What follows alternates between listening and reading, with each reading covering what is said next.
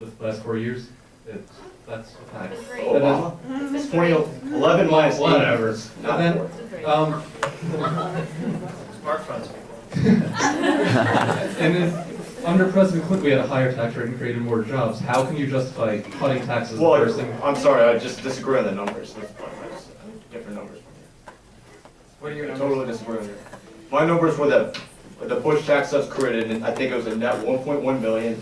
That's including the recession that he received, that happened right after he took office in 01, then 9/11, then Bush tax cuts number 2 in 03, and all the way through the end of his administration. And for between 2003 until the recession, it was 8.1 million we created. That's the numbers I got. And Clinton also created a lot of jobs, but the real wages went down. Obviously factoring in inflation. Wages are important because then you have money. No response. Okay, how are we with time?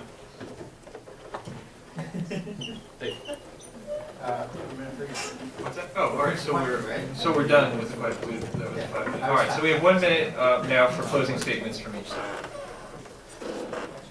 I'd like to read right from the bill, actually, for my closing. For all that we have been through, the United States of America is still the capacity to meet big challenges. We have not lost our ability to shape our own destiny. We remain the wealthiest nation on earth. We have the best workers in universities, as well as the most daring innovators and entrepreneurs. Our problem today lies not with the character of our country, but with the state of our politics. Gridlock and partisanship are nothing new in Washington, but the American people have never before been fed up with the city as they are today. I hope this translates into that we need a bipartisan policy, we need tax cuts, and we need spending increases. Nothing's going to get done, and the solution just with taxes is ridiculous, and it would not get us where we need to be. It would be awful for the economy. We cannot cut the government that much without seeing appreciation in the succession payments deeper too. Okay, thank you. I disagree with most of what you said. There was something at the beginning you said that I agree with, but I don't remember what it was. You said the problem does not lie with the character of the people in our country. I think that's mostly true, but I think we're becoming a country where it might become a problem, our character. We're becoming a country of entitlements. We're becoming a country of not thinking for yourself and finding ways to create, to make money for yourself and create jobs. And you look at someone like Herman Cain's parents and what they went through. His dad, 3 jobs, working 3 jobs, then he worked 2 jobs, then he worked 1 job. He kept advancing himself. I think that character we're losing a little bit. And in terms of this debate, I stick with what I said. I think we need smaller government. And 10th Amendment, there should be no federal minimum wage. That's stupid. It should be at the state level. Most spending at the federal level, that doesn't include national defense, should be done at the state level as well. And the other thing is you need to lower taxes to grow the economy. Obviously, they're saying that doesn't work, but everything that I read, it does work. So I don't know. I guess there's a disagreement. Okay, well, so that's our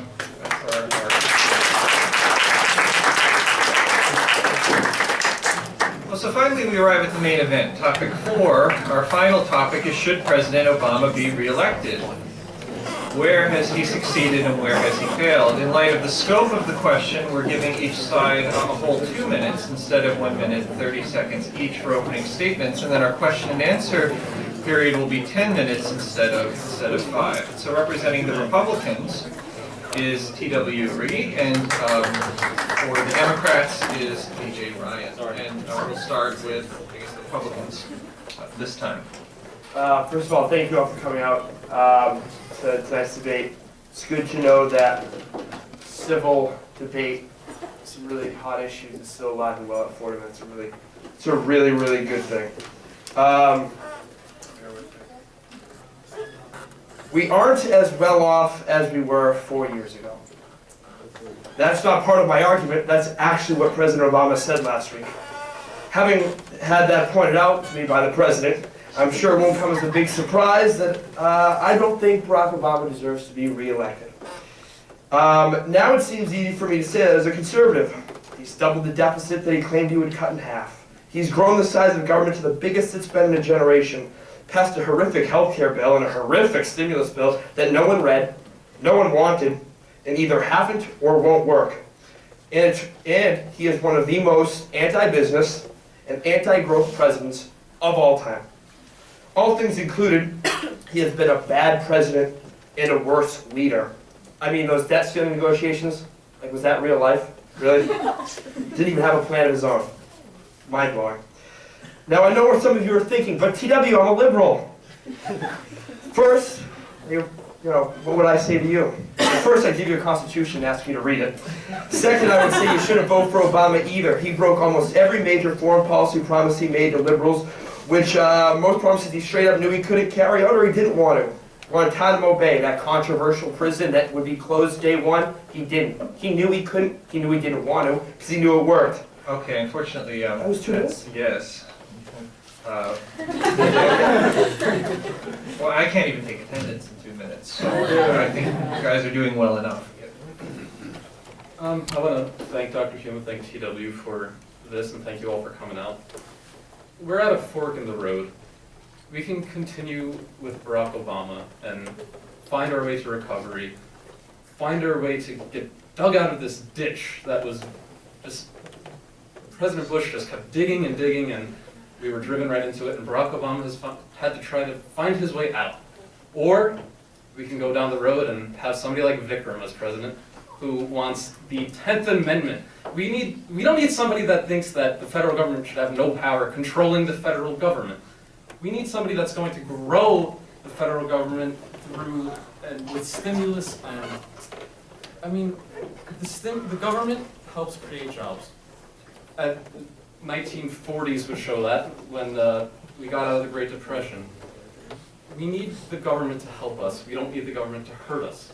Obama has passed some things that I like, some things I don't. I mean, I took my bumper sticker off my car, but I'm putting it back on because of this American Jobs Act, and because he's finally going to create equality. He wants the rich to pay their fair share because they were in America. That's the only reason they are rich. And we can't have a Republican as president with this field. After Chris Christie said he wouldn't run for president, we are stuck with the likes of Michelle Bachmann and Rick Perry, who believe that gays are the boogeymen and that illegal immigrants should be shot on sight. We need a president with sanity, and that's what Barack Obama will give us.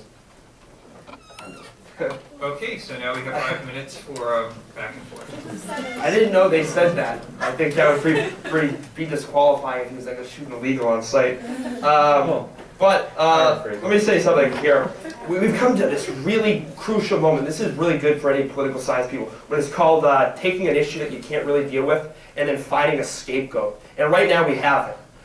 Barack Obama has increased spending tenfold. Everybody knows it. The stimulus bill, the health care bill, the acceleration of the 2 wars, Libya, Yemen. Spending is at a higher curve than Bush ever did. Those are numbers. Everybody knows it. It's numbers. The deficit, the debt is double. It's true. Look it up. Secondly, so we talk about this, but it's the rich's problem, right? Name a tax rate that it's acceptable to tax people that say, screw it, what, 150, 100,000 a year? Whatever. Name a good tax rate. Right now it's 36%. The government is taking 36%. Well, I wouldn't consider $150,000. Okay, well, name it and say what you think you should take. Screw it. Let's take 70% of Warren Buffett's money, right? Good call, huh? The government should do that, right? I wish we taxed Warren Buffett the way that he should be taxed. We tax his income from Berkshire Hathaway, and we should be taxing his actual income. It's nice that we tax whatever he makes at Berkshire Hathaway, I don't know what it is, but that's not where Warren Buffett makes his money. He makes his money off of his stock portfolio. Capital gains taxes. President Bush completely desecrated the capital gains tax, which creates a system where Warren Buffett is paying, what, 14% of his actual income? You know, we actually just came up that the numbers say when you cut capital gains taxes, governmental revenue increases because more people will cash out. People will say, well, if there's debate that the capital gains tax might go down, they'll cash out because they can get a better rate, they'll get more money. So the government then cashes in on that. But here's my problem. That we're talking, let's let the Bush tax cuts expire. Newsflash, Bush tax cuts were on everybody. So if you expire, that's a tax increase on everybody. But here's the thing. So okay, screw it. Let's just do the top 2%, right? The upper class who got a big cut. All right, let's do that. The CBO and every nonpartisan organization says that barely puts a dent in the deficit. Barely puts a dent. The numerical value is so low. So here's the thing. I wouldn't consider $700 billion low. No, but in the long run, it does not put a dent in the $14 trillion deficit that we have. Because it's $700 billion on the, if you let the top two, not the entire Bush tax cut, that's where the $700 billion comes into play. If you want that $700 billion, you have to raise rates on everybody, tax-paying Americans, which, by the way, is only 50% of this.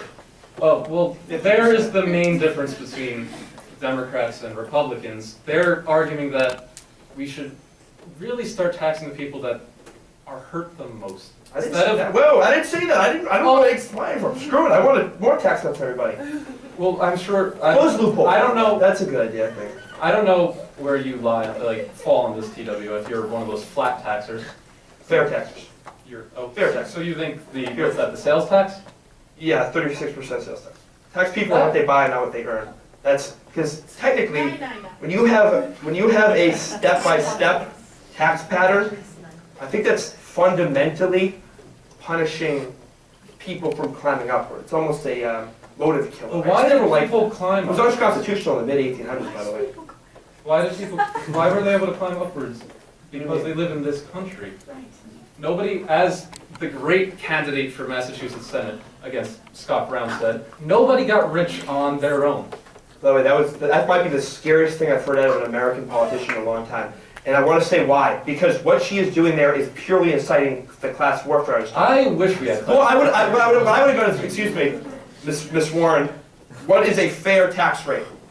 And most people, if you ask on the street, what's a fair tax rate for people making upwards? Most people are going to give you something in the high 20s, low 30s. I've actually done it.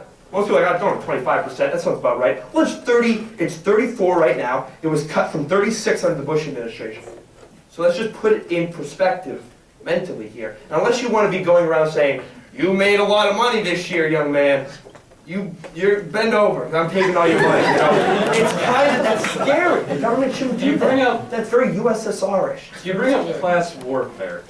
We've had class warfare for the past 8 years. It's just been the rich committing warfare on everybody else who's propping them up. 2 people have had socialism in this country. Barack Obama's not a socialist. It's corporations and the rich.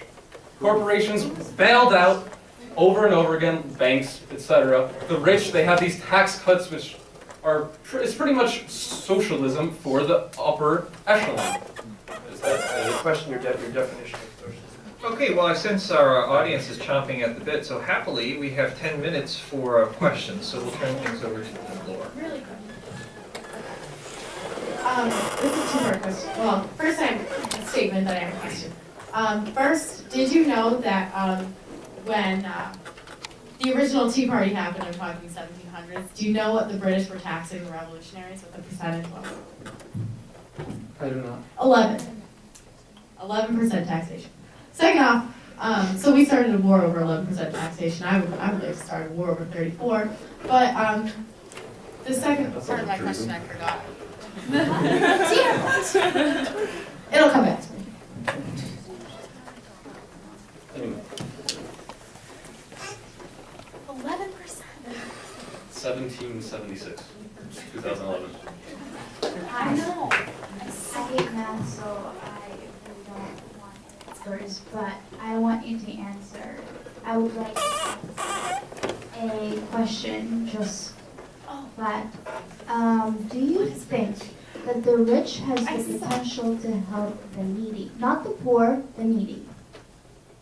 Bill and Melinda Gates Foundation. But here's the problem. But my question But was, like Michael Moore was like, Michael Moore made that comment, what was it, a couple months ago, he said, he was like, this country doesn't have a money problem, it's the upper class who has all the money. Well, the government has a spending problem, which is 2 completely different things. Once we start taking the blame off the government for its own spending problems and throwing it on the people, that's really dangerous. And listen, I want to make this extremely clear. And I said, yes, the Bill and Melinda Gates Foundation is a good example of the rich helping the needy. It's a very good example. It's a wonderful organization. but does the United States of America's rich have the potential to help the needy? Well, they do. Well, not all of them do. I mean, I'm sure there's some asshole. I know there are some asshole millionaires, for sure. But no, they do. I mean, and some do. But the government, can't force people to be. We're already the most charitable nation on the face of the planet. That's well known. The government can't be like. You need the go and sit at the soup Do you kitchen. think they should help? Do you think they should? Yeah, I mean, I'm all, yeah. No, I'm against volunteerism. No, not volunteering. I'm saying, do you think they should help? Do you think the rich should help the needy? Yeah, I think it's a good idea, volunteerism to do that, yes. So what do you? I don't know, I think agree this that question's the gonna get. rich could get taxed more, therefore help the needy? No, I don't think it works like that. That money would go straight into some slush fund to bail out some bank, or it would go into some slush fund to throw Or the into some. war. I mean, like that's just how it goes. DJ, did you have a comment on any of this, or? Let's move to the next question. This is about Obama re-election, by the way. This isn't really about. Cameraman. Yes, hi. This question is actually for both of you. During the debt ceiling negotiations, a proposal on a fairer tax structure was proposed, which would lower the tax rates for everybody from the poorest to the richest, while closing loopholes which have been often, which we can both agree probably have been often exploited by many different people. This idea was supported by Representative Allen West, a Republican from Florida and considered a Tea Party leader, and President Obama. I was wondering, would you guys like to comment on that proposal as an idea of a fair tax structure, lower rates, and you actually pay the rate that you set? Well, I'm not for a flatter tax. I think that it fundamentally hurts the poor more because the rich can give more. This is where we're different. I believe that the rich can give, so they should give. You know. But it wasn't a flat tax rate. It would be like, it was not, correct me if I'm wrong, but it was 9% for the lowest income bracket, and then it was 18, and then I think it was 27 for each tax bracket. So it wasn't a flat tax The bracket. president was for a 9% tax cut on the wealthy. God damn him. He was, in fact. Right there. We can't get everything we want as Democrats when you have a president who acts like a Republican. No, if we want to talk about the debt negotiations in general, they were talking to Chris Christie about this, and they said, well, what did you do to get the leaders of both houses of your state government together? And he said, well, first of all, I had a plan myself. So this is where they knew that I stood. They had their plans. We sat in a room and we banged it out. I didn't get everything I wanted. They didn't get everything they got. They reached an agreement. There's a difference. President Obama didn't have a plan. And he Let had, Harry Reid lead to it. quote our great vice president, he had terrorists organizing these debt ceiling talks. Eric Cantor will do nothing to help Barack Obama. Well, Mitch McConnell said his only goal in the Senate was to make sure Barack Obama doesn't have a second term. How are you supposed to negotiate with him? Well, I think, one of the things that I want to say is, first of all, I don't serve in Congress. I wish I did. I don't think you would. I can empathize with the idea that there should be no tax increases. Although I did empathize, and I thought there was some movement with something, I can't remember who signed on with Kyle. John Kyle had a bill with Bill Nelson, I believe it was. And it was, they were like, all right, enough talk about the millionaire tax fine. If you're make over $1 million, we'll bump your taxes up like 1% or 2%. And they put that forth. I probably would have signed that. But, I mean, at the end of the day, taxes, we talk about, let's get jobs back in this country. And the Democrats are like, yes, let's screw the small business owner who creates most of them, who might make over $100,000 a year. It doesn't work. Barack Obama's plan, there are like outs for small businesses. But if you talk to the majority of small business owners, my family included, they have seen more tax increases over the Obama years than they've seen decreases. And when the economy's tough, and it's hard to get going and wean people off their couches who might have been unemployed, because we've had this problem in my area actually, it's kind of sad, and try to get people back employed, it just doesn't work. We've hit a patch where the government doesn't know what's best for its people. Okay, perhaps another question. As for DJ, I'm going to clarify your statements about socialism and corporation. I didn't necessarily get that. I think even the great Ron Paul would say that what we did in these past 4 years was socialism for corporations. And in capitalism, I think we would have let these corporations fail, wouldn't we have? If it was real free market capitalism, we wouldn't have had President Bush's TARP program. We've had socialism for these businesses, for big business, not for small business, not for people who are failing on their mortgages. Why couldn't the people have a bailout? Why did we have to bail out these corporations who got us into this recession in the first place? It wasn't the poor people all over this country that got us into this recession. It was big business that got us into this recession with greed and just freewheeling capitalism. I don't think it was freewheeling capitalism that got us into the credit crisis. I mean, these banks were legally obligated to extend credit to those not worthy of the loans that they were That's received. probably, I I will agree with you that that's like the worst decision that Bill. So that, yeah, that was a Clinton plan, and that, I mean, obviously, if there's a big barrier and a mandate on businesses to do something, that's not freewheeling capitalism, it's quite the opposite. So, It's you know, put more people into the system. what's that? It's just like how Obamacare, the socialistic plan, is really just increasing capitalism. We're putting more people. Well, you know, in the private Obamacare, that's socialism of medicine. And, you know, if we want to, system. I wish it was socialism of medicine. it's pretty close. I never really liked Romney Care. I'm from Massachusetts.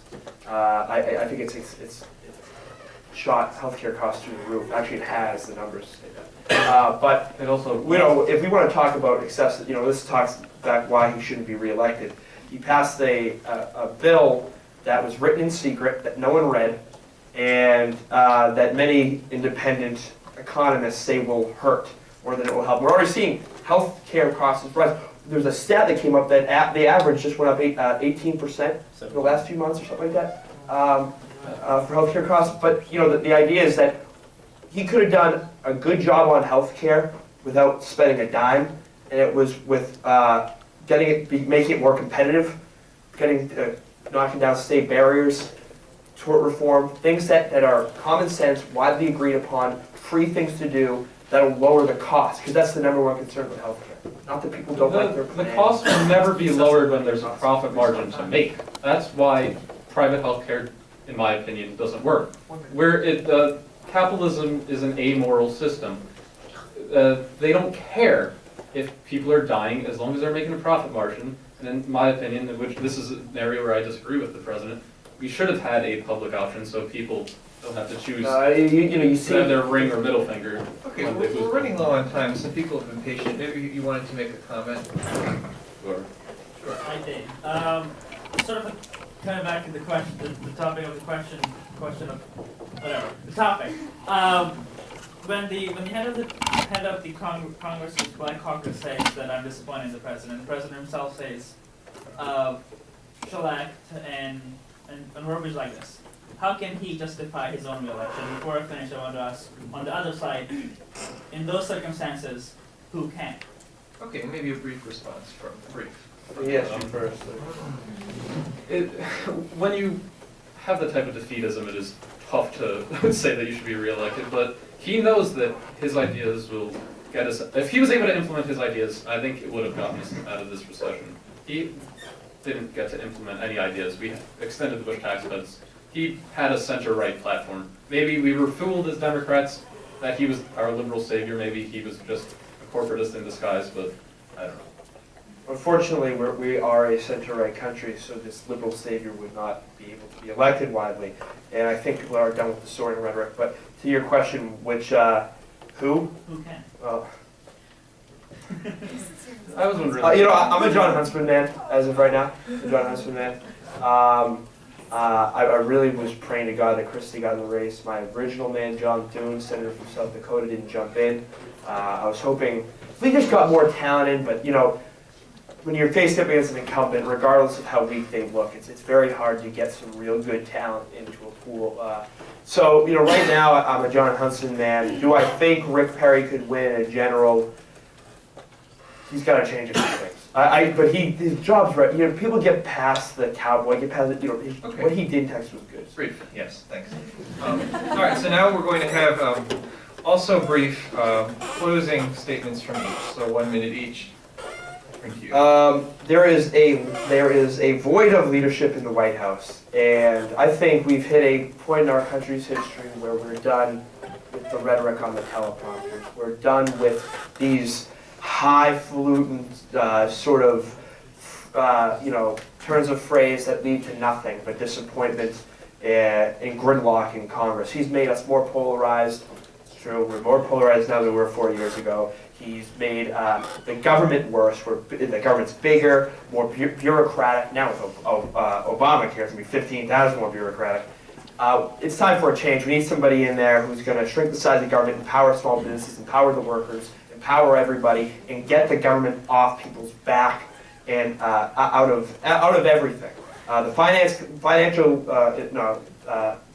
The investing class, and that's everybody. That's all classes. Decides elections, and every time he goes on TV, the stock market plummets. Every single time. Fact is people who understand business, finance, economics understand that what he's doing doesn't work. It isn't working. It never worked in history. Show me one example where it has, and I'll show you a liar. So yeah, shouldn't be reelected. DJ? We need 4 more years of Barack Obama to make sure that we don't get 4 new years of President Bush's or President Reagan's or President Hoover's trickle-down economics. We need somebody who's going to use the government for good. We need somebody who's going to make sure that everybody has a fair share in life. We need somebody that's going to bring back the American dream for all, not just for the upper echelon few that inhabit Wall Street. We need to make sure that Barack Obama gets elected, so we keep the likes of Rick Perry out of the House out of the White House, because unfortunately John Huntsman has absolutely no chance. The only sane person that's ever on that stage. We need to make sure that somebody who's not going to completely desecrate the federal government for years to come doesn't get into the White House. And President Obama is that person. He will make sure this government works for its people. 4 more years. Okay, so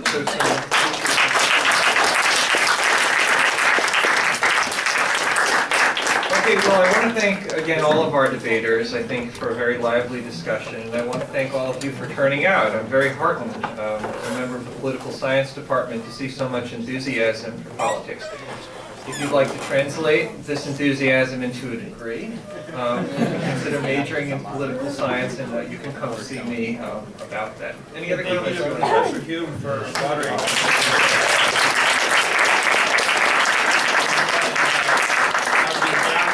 I know I speak for the Democrats as I do the Republicans, but I say thank you all for showing up, coming out.